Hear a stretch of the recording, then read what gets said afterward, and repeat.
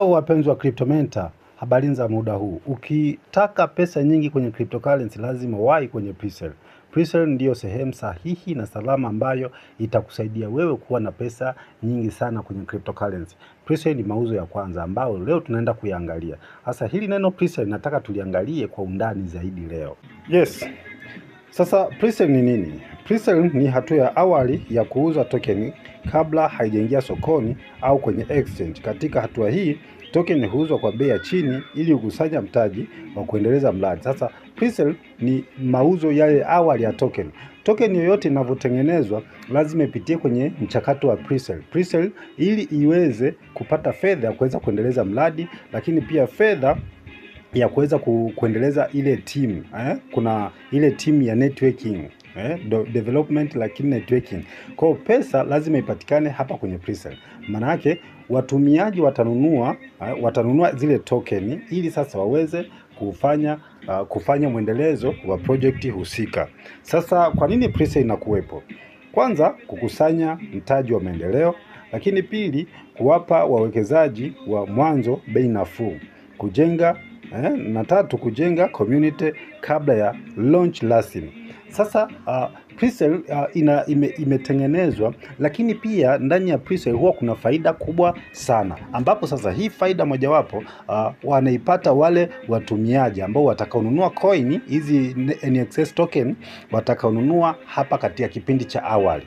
Wanaponunua katika kipindi cha awali, maana yake watanunua kwa bei ndogo, lakini wale watakaochelewa, watakaonunua mwishoni, watanunua kwa bei kubwa. Hii inakuwa ni tofauti na token inavyoingia kwenye exchange au sokoni. Maana ikiingia sokoni itaingia kwa bei kubwa sana. Mfano unaponunua mahindi, bei ya shambani na bei ya sokoni huwa vinakuwa ni viwili tofauti. Unaweza ukaenda shambani ukapata gunia la mahindi kwa shilingi 40,000 au 50,000, lakini ikishafika sokoni utalinunua kwa 80,000 hadi 100,000. Kwa tofauti na kuwepo. Kwa Presale ni kama vile mtu amenunulia shambani, maana yake price bado iko chini, lakini ikishafika sokoni kwenye exchange price itapanda. Mfano Presale ya NXS token itauzwa kwa thamani ya $0.1, lakini itakapoingia sokoni itaingia na price ya juu. Either inaweza ikaingia na price ya $1 au ikaingia na price ya $0.9 au ikaingia na price ya $5. Umeona? Kwa hiyo ni vile ambavyo price inavyozidi kupanda ndivyo na thamani inavyozidi kuongezeka. Kwa sababu hiyo sasa inakuwa ndio kitu kizuri ambacho kinachosababisha watu waweze kununua token zao kwenye Presale. Lakini pia bei ya token huwa ndogo. Hizi ni sifa za Presale. Bei ya token huwa ndogo sana.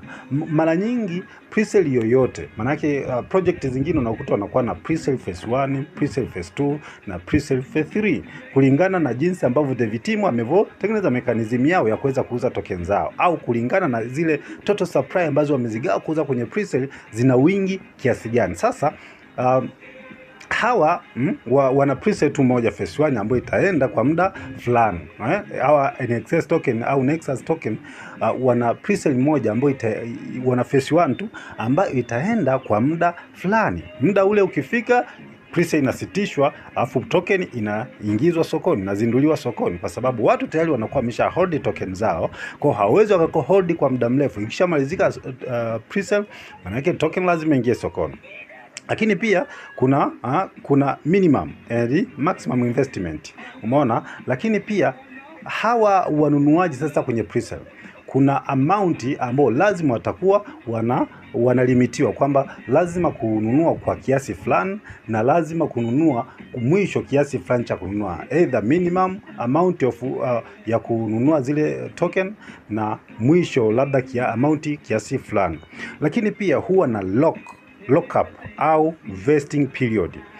Unaponunua token manake watanunua watu wengi sana. Wanaponunua watu wengi sana manake watu wanakuwa wamehold token nyingi sana. Sasa pale wale dev team au core team watakaporuhusu sasa watu waweze kuziuza pindi itakapoingia sokoni, waweze kuziuza kwa wingi, manake token itashuka sana, itadampu, manake mradi utakufa.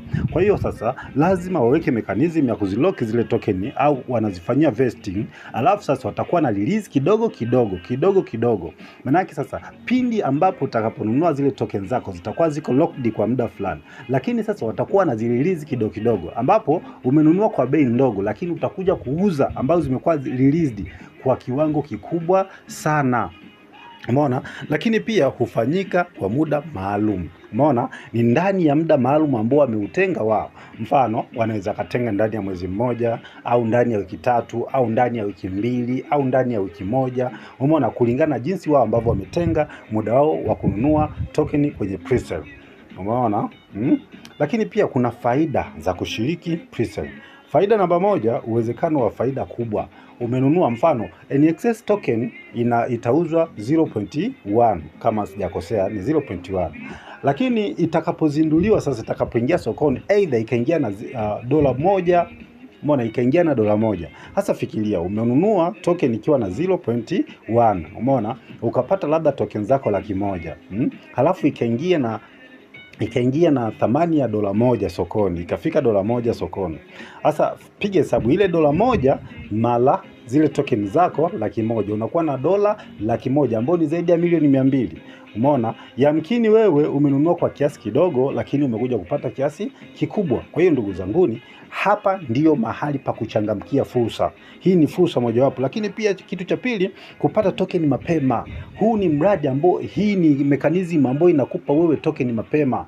Maana hapa mwanzo tunapata token, tunapata token ni kama vile za bure tu, kwa sababu kununua token yenye price ya 0.1 maana yake ni kama vile umechukua bure. Umeona? Japo kwa utakuwa unalipa pesa.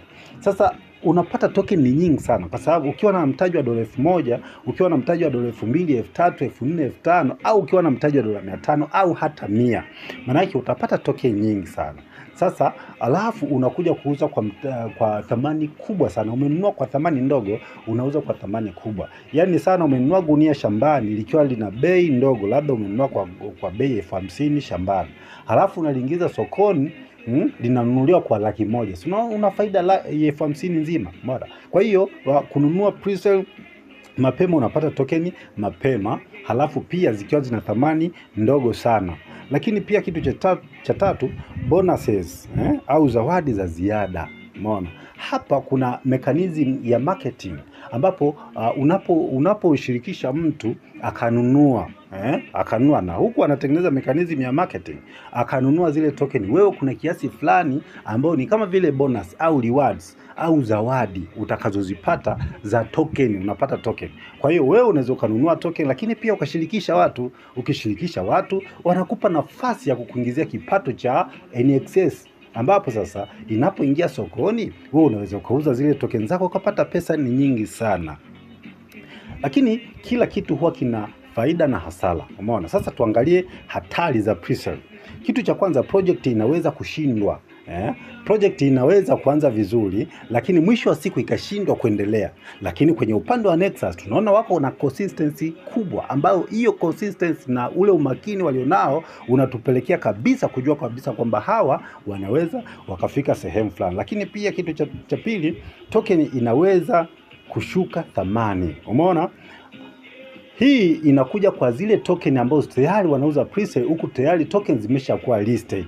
Umeona?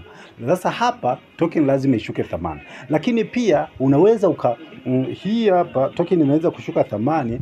Hii hapa inamaanisha pia kwamba unaweza ukanunua token kwenye pre-sale na ukanunua kwa bei ya chini kabisa, halafu ikaingia sokoni kwa price ikapanda sana. Umeona? Ikapanda sana, lakini baadaye wakakosa ile mechanism ya kuifanya ile token iweze kuendelea kupanda.